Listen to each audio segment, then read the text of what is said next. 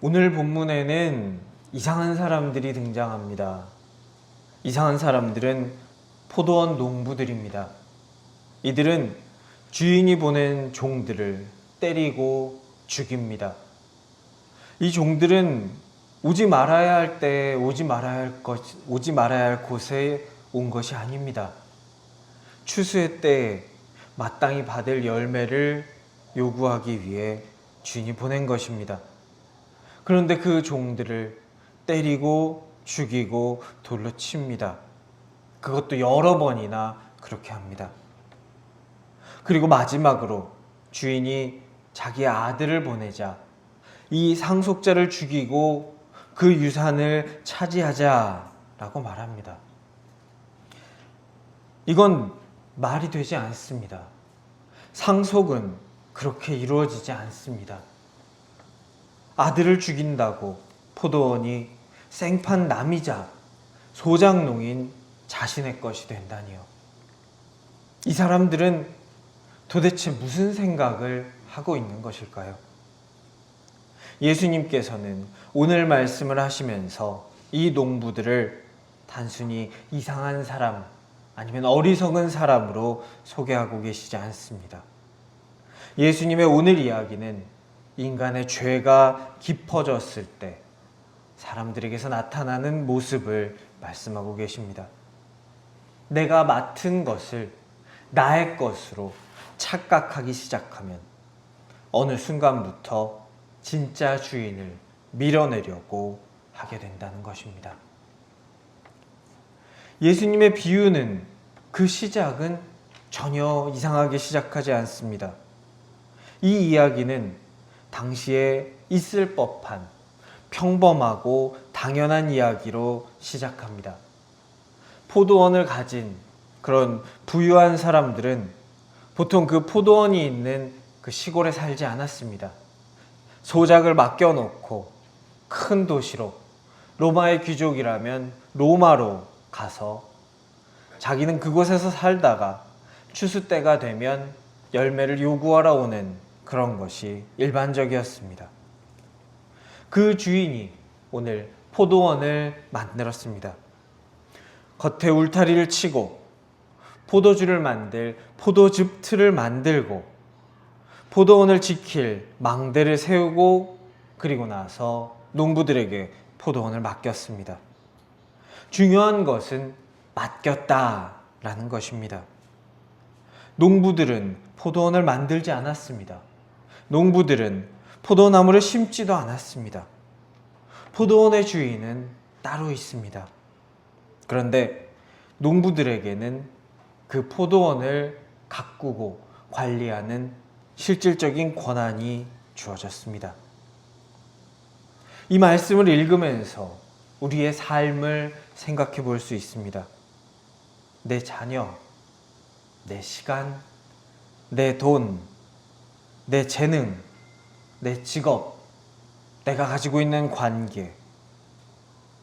우리는 그것들을 소유하고 있는 것처럼, 그것이 나의 것인 것처럼 살아갑니다.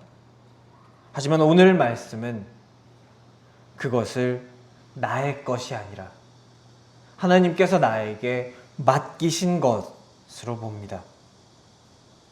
성경은 질문합니다. 나는 주인인가? 아니면 그것들을 맡아서 관리하는 청지기인가? 우리에게 질문하고 있습니다. 34절로 넘어갑니다. 주인은 종들을 그 포도원으로 계속 보냅니다. 이전까지 평범했었던 이야기가 여기서부터 뭔가 이상해집니다. 주인이 열매를 받기 위해서 종들을 보냅니다. 종들은 그 주인에게 보냄받은 종들에게 마땅히 주어야 할 대가를 주지 않습니다. 그 대신에 하나를 때리고 하나를 죽이고 하나를 돌로 칩니다. 보통 일반적인 이야기였다면 이야기는 여기서 끝납니다. 주인은 그들을 처벌하기 위해서 그들을 처벌할 수 있는 군대를 끌고 오거나 더 많은 종들을 데리고 올 것입니다. 그런데 여기 이야기는 그렇게 진행되지 않습니다. 주인은 다른 종들을 또 보냅니다. 이 이야기, 이 부분에서 강조되는 것은 농부들, 이 소작농들의 악함입니다. 그리고 동시에 이 포도원 주인의 오래 참으심입니다. 하나님은 인간을 만드시고 그때부터 심판하신 것은 아닙니다. 하나님은 인간이 걸릴 만한 덫을 놓으시고 언제 걸리나, 이것들이 언제 실수하나 이렇게 기다리는 분이 아니십니다. 하나님은 계속 인간에게 말씀하셨습니다. 인간에게 계속 돌아올 기회를 주셨습니다. 오늘 포도원 주인이 이 소작농들에게 그렇게 한 것처럼 말입니다. 그런데 농부들은 그 말씀을 들을 때마다 자신을 고치지 않습니다. 대신에 그 말씀을 전하러 온 메신저를 제거했습니다. 이것은 우리에게도 굉장히 중요한 모습입니다. 말씀이 나의 삶을 찌를 때, 하나님, 제가 잘못했습니다 라고 하면서 나의 잘못된 방향을 하나님의 말씀에 맞추기보다 설교가 문제야, 저 사람 말이 문제야, 요즘 시대에 저런 말씀이 안 맞아, 말이 안 돼, 혹은 말씀이 잘못됐어, 성경이 너무 이상해 라고 하기 쉽습니다. 하지만 마태복음 21장 앞부분에서 본 내용처럼 어쩌면 문제는 그 말씀 자체가 아니라 그 말씀에 순종하기 싫은 나의 마음일 수 있습니다. 말씀을 듣고도 나를 바꾸지 않고 그 말씀을 전한 사람을 없애려고 한다면, 혹은 그 전하는 말씀을 거부하고 내 귀를 틀어막고 말씀이 들리는 곳에서 멀리 도망가려 한다면 나는 주인의 권위를 거부하고 있는 것입니다. 오늘 말씀에 등장하는 이 농부들처럼 말입니다. 이야기의 이상함은 극에 달합니다. 주인은 마지막으로 자기의 아들을 보냅니다. 이는 나의 아들이니, 나의 상속자니, 설마 내 아들에게는 그 종들처럼 그렇게 하지 않겠지. 하지만 그 아들을 본 농부들은 이렇게 수군거립니다. 상속자다. 죽이고 그의 유산을 우리가 차지하자. 예수님의 오늘 비유에서 가장 충격적인 부분입니다. 상식적으로 생각하면 말이 되지 않습니다. 아들을 죽인다고 어떻게 포도원이 나의 것이 됩니까? 그런데 오늘 말씀에 나온 농부들은 그렇게 생각하고 있습니다. 철석같이 믿고 있습니다. 왜 이런 판단을 했을까요? 이것이 탐욕입니다. 인간의 죄입니다. 탐욕은 단순히 많이 갖고 싶다라는 욕심이 아닙니다. 나의 것이 아닌 것을 나의 것으로 만들어버리고 싶은 욕망입니다. 그리고 이 탐욕이라는 죄가 인간을 집어삼켰을 때 인간은 제대로 판단할 수 없게 됩니다. 그래서 사람이 이렇게 생각하게 만듭니다. 내가 이 포도원 차지할 수 있겠는데? 내가 이 포도원 차지해도 아무 일도 일어나지 않을 거야. 봐봐, 내가 종들을 때리고 죽이고 돌로 쳤는데 아무 일도 안 일어나잖아. 그 일이 반복됐는데 나 지금 이러고 있잖아. 주인은 오지 않을 거야. 내가 계속 이걸 점유하고 있으면 언젠가는 결국은 나의 것이 될 거야 라고 정상적이지 못한 생각들을 하고 있습니다. 그러면서도 이것이 정상적이지 못하다는 것조차 눈치채지 못하고 있습니다. 죄가 인간을 삼켜버렸을 때 나타나는 증상입니다. 여기에서 등장하는 이 소작농들의 진짜 문제는 그들이 이 포도원을 갖고 싶어 했다라는 데서 멈추지 않습니다. 이들은 마치 주인이 존재하지 않는 것처럼 생각하고 주인이 존재하지 않는 것처럼 행동하기 시작했다는 점입니다.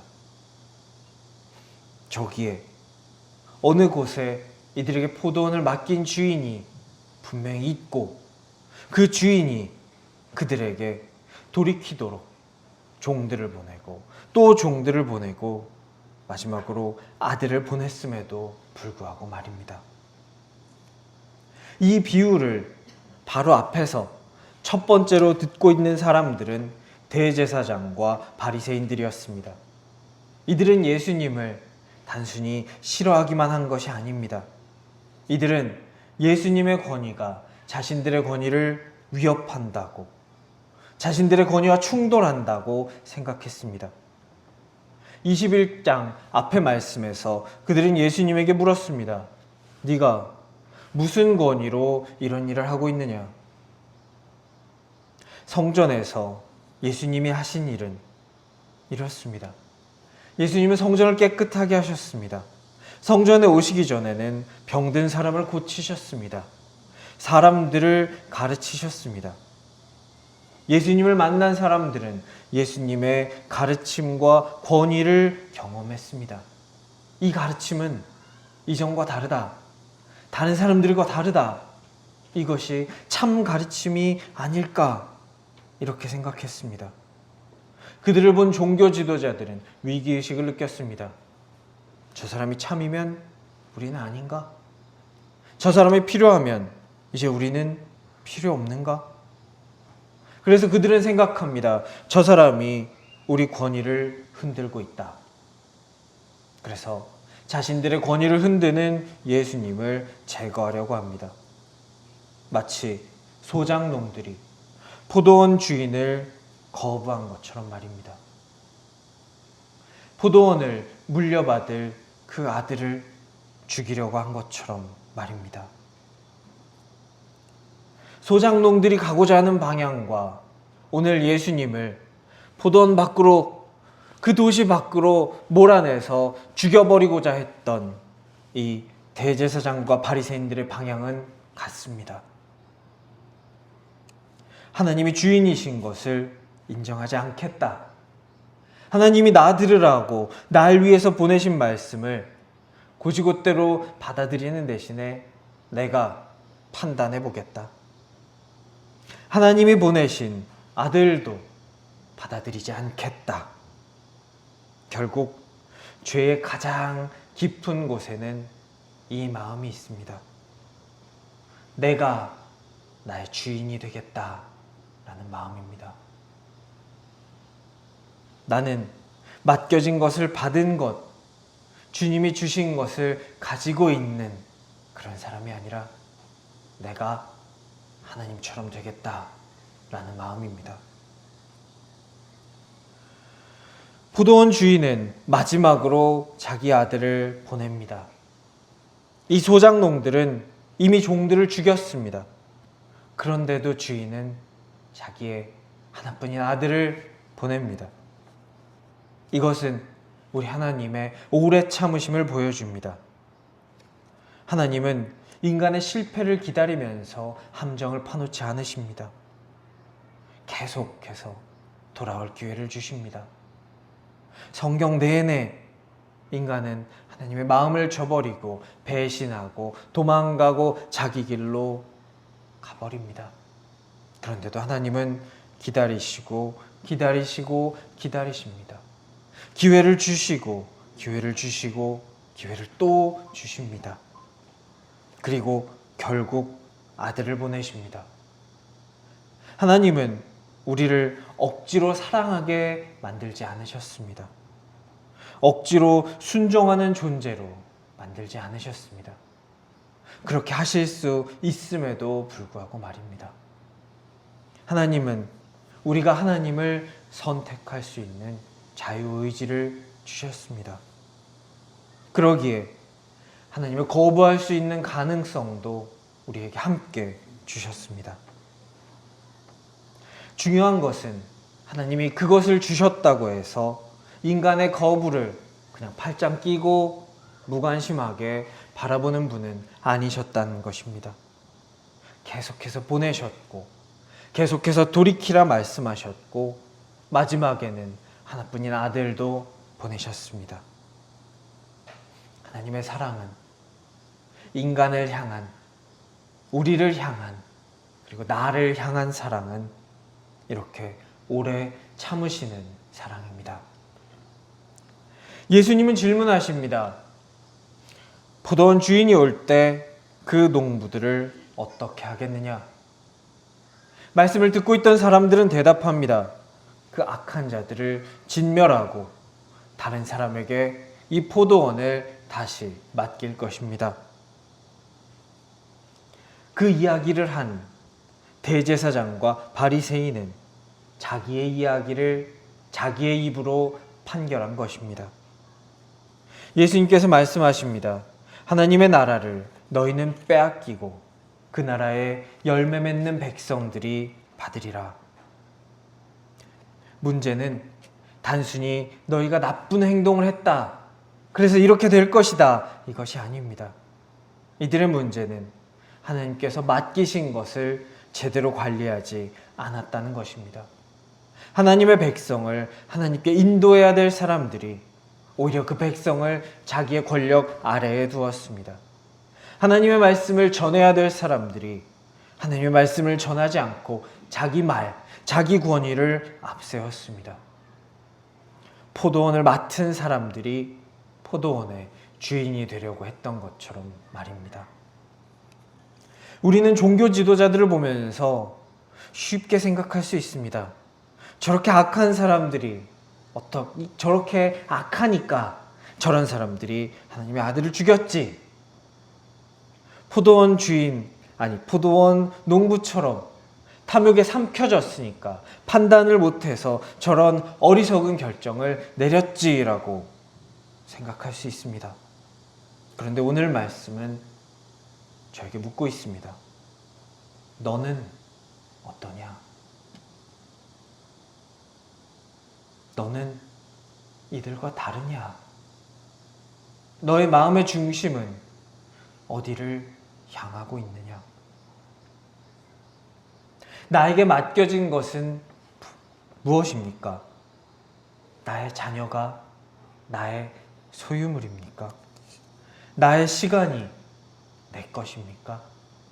나의 내일이 나의 날입니까? 내가 가진 나의 것이라고 생각하는 것들이 사실은 하나님께서 나에게 맡겨주신 것이다 라는 것입니다. 그렇기에 우리의 믿음은 단순히 내가 하나님을 믿습니다 라는 것에서 끝날 수 없습니다. 내가 가진 것, 나의 생명까지도 이것은 나의 것이 아니다, 주님께서 나에게 맡겨주신 것입니다 라고 인정하는 데까지 우리의 믿음이 나아가야 합니다.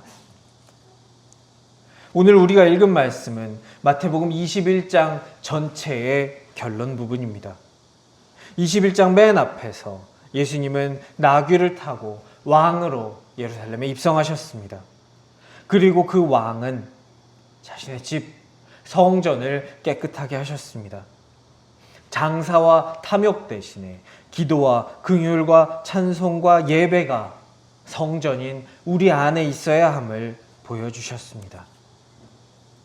이어서 예수님은 무화과 나무를 향하신 상징 행동을 통하여 우리의 믿음이 살아있는 믿음이 되어야 함을 보여주셨습니다.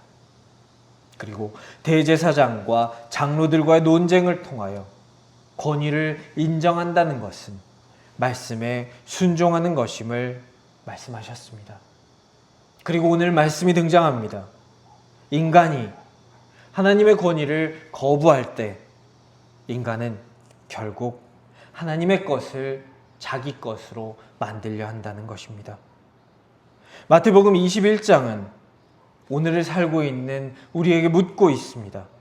우리는 예수님을 우리의 주, 우리의 왕이라고 부르면서 정말로 왕으로 모시고 있는가?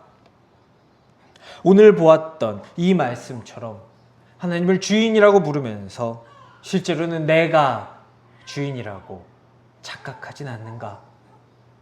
주인이 아닌 내가 주인 행세를 하려 하고 있지는 않은가? 우리에게 묻고 있습니다. 우리가 예수님을 진정으로 나의 주인으로 모시기를 원합니다. 우리가 주인이 아니라 청지기임을 우리 마음에 항상 기억하며 사는 한 주 되시기를 축원합니다.